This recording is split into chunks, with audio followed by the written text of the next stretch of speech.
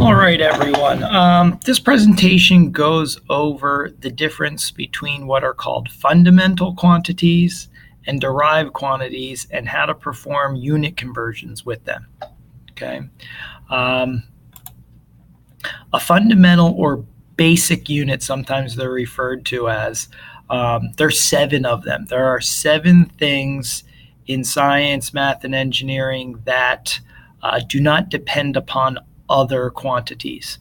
The 3 that we will be focusing on is mass, length, and time, where their SI stands for System International, or you guys refer to as the metric system. Length, the basic unit, is a meter. Mass is a kilogram, and time is the second. Right, here's your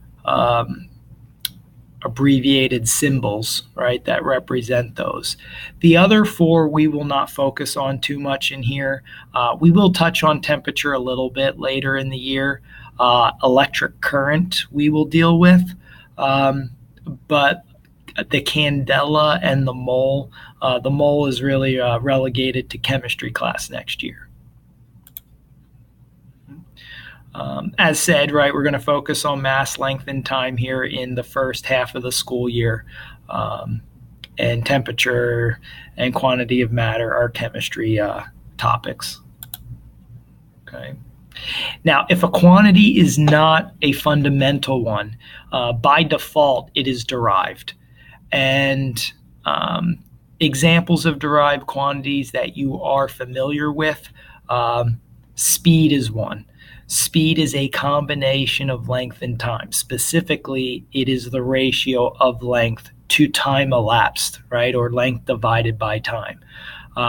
That's why all speed units are some length divided by time. So meters per second, kilometers per hour, miles per hour. Notice that every single one has a unit of length divided by a quantity of time, or a unit of time. The word per in miles per hour, per means to divide by, right? That's probably the easiest way to think about it. Okay. Other derived quantities that we will deal with in this first chapter are area, volume, and density.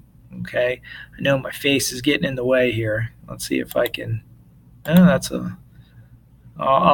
I'll get rid of myself there so you can see everything. How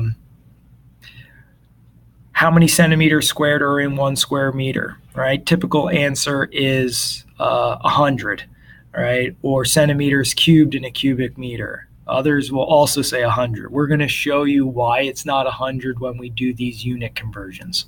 Okay, if you break these 3 down, right, area is a combination of length times length. Volume is length times length times length, right? That's why you get cubic units. Density is probably our most complicated one because it's mass divided by volume. So technically it's a mass divided by length cubed.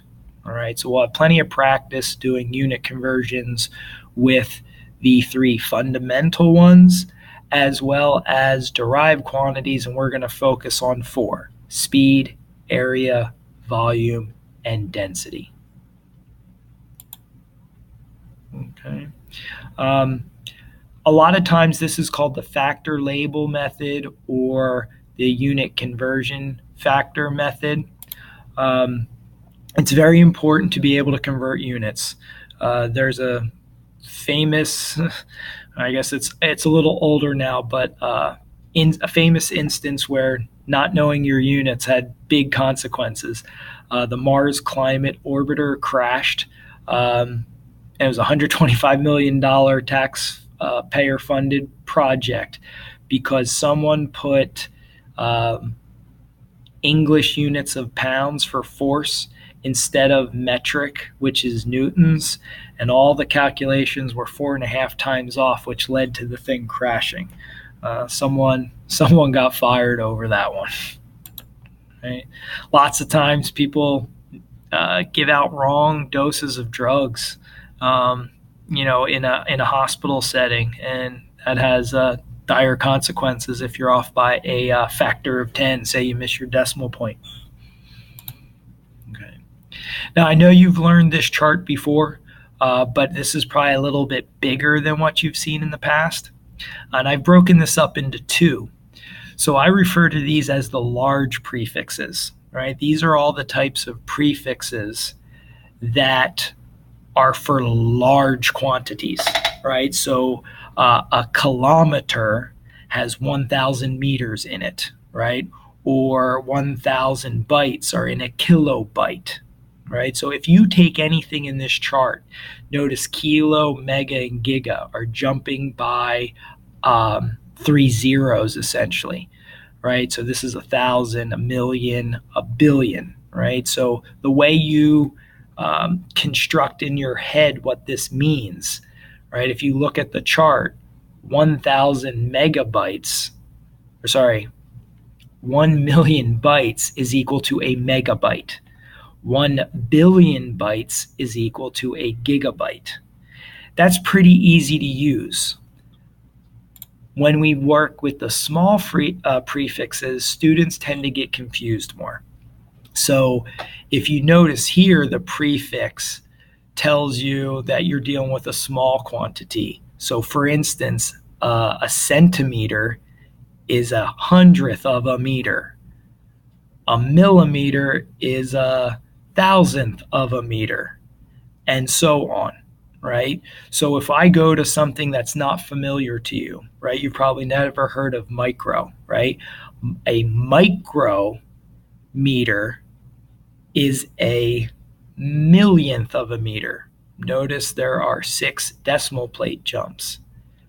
This is difficult for people to understand, so you can flip the sentence. So if there is a millionth of a meter in a micrometer, when you flip that around, there's a million micrometers in 1 meter. I think this last sentence, it's much easier for students to understand. So if you take this chart, you just flip it around, right? If this is a millionth and we flip it, then we have a million of these small quantities equaling one of a larger quantity. Okay. All right, up on the board here now, your teacher, whether that's me, Ms. Rothenberger, or Mr. Fitz, are going to give you a few examples on how to use this method. All right. The key things is that you want to write down what you start with. You want to list what you want to end with. You set up a bunch of conversion fractions or factors so that your units cancel out and you're left with the units you want. Okay. You just multiply and divide across, and at the end you make sure that your answer makes sense. Okay. So here are some conversions. These first two are fundamental. These last 3 are derived quantities. All right. So your teacher now is going to do a few of these for you up on the board and take questions.